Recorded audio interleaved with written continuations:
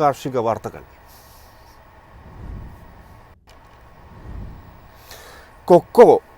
Cocoyl നിന്ന് കൂടുതൽ ഭക്ഷ്യയോഗ്യ ഉൽപ്പന്നങ്ങൾ ഉണ്ടാവുന്നു. പുതിയ കണ്ടുപിടുത്തവുമായി എത്തിയിരിക്കുന്നു കേരള കാർഷിക സർവകലാശാല കൊക്കോ റിസർച്ച് സെന്റർ. തൊണ്ടും പൾപ്പും ഉപയോഗിച്ച് പോഷകമൂല്യമുള്ള ഭക്ഷ്യ ഉൽപ്പന്നങ്ങളാക്കി മാറ്റിയിരിക്കുകയാണ് കേരള കാർഷിക സർവകലാശാലയിലെ cocoa research centre. Cocoa husk കുക്കികളും പൾപ്പിൽ നിന്നുള്ള റെഡി ടു സർവ് പാനീയവുമാണ് കൊക്കോ സെന്ററിൽ വികസിപ്പിച്ചിരിക്കുന്നത്. സംസ്ഥാന സർക്കാരിന്റെ സഹായത്തോടെ 5 വർഷമെടുത്താണ് പദ്ധതി പൂർത്തീകരണം. ഉൽപ്പന്നങ്ങൾ ഇപ്പോൾ സെന്ററിൽ ലഭ്യമാണ്. സാങ്കേതിക വിദ്യ കൈമാറുന്നതിനുള്ള നടപടികളും പുരോഗമിക്കുകയാണ്. വിദ്യാർത്ഥികളുടെ പ്രൊജക്റ്റായിരുന്നു ഗവേഷണം ആദ്യം തുടങ്ങിയിരുന്നത്. ചോക്ലേറ്റ് നിർമ്മാണത്തിനായി ഉപയോഗിക്കുന്ന കൊക്കോ വിത്തുകളുടെ തൊലിയായ ഹസ്കും പൾപ്പും ഉപേക്ഷിക്കുകയാണ് സാധാരണയായി ചെയ്യാറുള്ളത്. ശരിയായ രീതിയിൽ നശിപ്പിക്കാതിരുന്നാൽ ഇവ രോഗം വളർത്തുന്ന ഫംഗസുകൾക്കും കൊതുകുകൾക്കും മറ്റു പാരിസ്ഥിതിക പ്രശ്നങ്ങൾക്കും ഇടയാക്കുമെന്നാണ് വിലയിരുത്തൽ. News desk MyFin TV. ഇഞ്ചിയിൽ വൈറസ് രോഗം വ്യാപകമാകുന്നു. മറ്റു വിളകളെയും ബാധിക്കുന്നതായാണ് കർഷകർ പറയുന്നത്. ഇഞ്ചിയിൽ കൂമ്പടച്ച വൈറസ് രോഗം വ്യാപിക്കുകയാണ്. നെല്ല്, ചേന എന്നീ വിളകളിലേക്കാണ് വൈറസ് രോഗം പരക്കുന്നത്. വയനാട് ജില്ലയിലാണ് വൈറസ് രോഗം കാര്യമായി റിപ്പോർട്ട് ചെയ്തിരിക്കുന്നത്. പൈറിക്കുലേറിയ എന്ന വൈറസ് രോഗമാണ് കർഷകർക്ക് തലവേദനയാകുന്നത്. കർണാടകയിലും സമാനമായ വൈറസ് രോഗം സ്ഥിരീകരിച്ചിട്ടുണ്ട്. ഇവിടെ ഇഞ്ചിക്ക് പുറമെ ഗോതമ്പ്, നെല്ല്, പച്ചക്കറി എന്നിവയിലേക്ക് കൂടി ഈ രോഗം പകരുന്നുണ്ട്.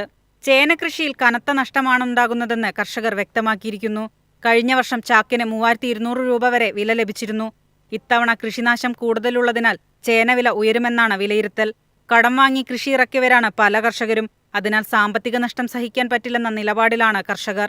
നെൽകർഷകരും സമാന സാഹചര്യത്തിലൂടെയാണ് കടന്നുപോകുന്നത്.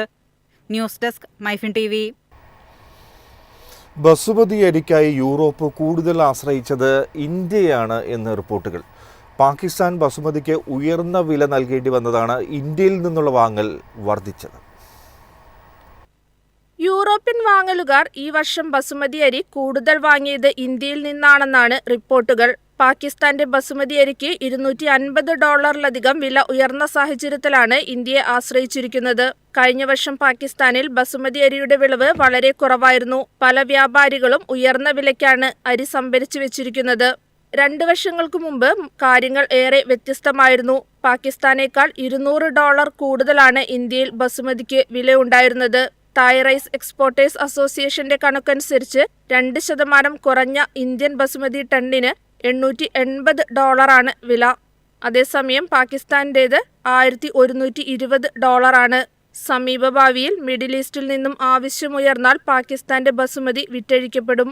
News desk MyFin TV. വലിയ തോതിൽ പരുത്തി വാങ്ങുന്നവർക്ക് ഡിസ്കൗണ്ട് സ്കീം അവതരിപ്പിച്ചിരിക്കുകയാണ് Cotton Corporation of India.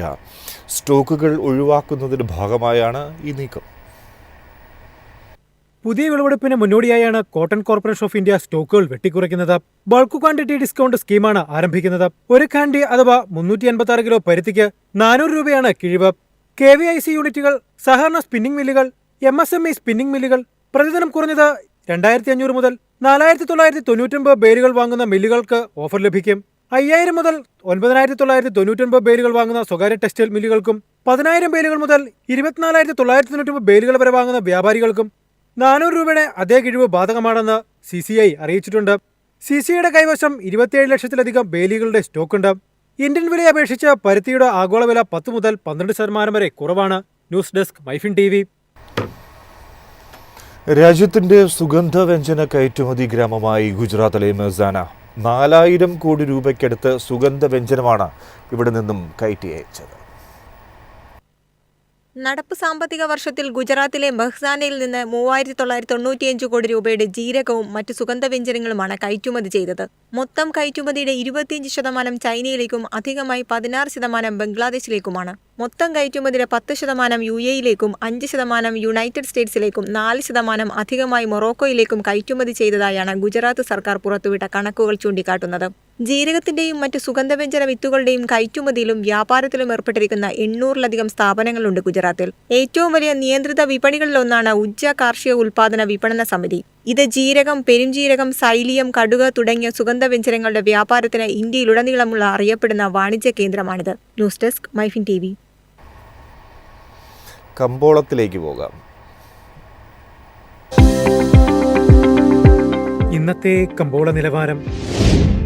RSS 4 190, RSS 5 187, latex 132, ജാതിക്ക 300, ജാതിപത്രി 1800 മുതൽ 2000 വരെ, ഗ്രാമ്പു 790, അടയ്ക്ക 200, കാപ്പിക്കുരു 265, കൊക്കോ പരിപ്പ് 340, കുരുമുളക് ഗാർബിൾ 72,000, കുരുമുളക് അൺഗാർബിൾ 70,000, ഏലക്ക 2400 മുതൽ 2500 വരെ, വെളിച്ചെണ്ണ 36,800, കൊപ്ര 21,600, ചുക്ക് 22,500.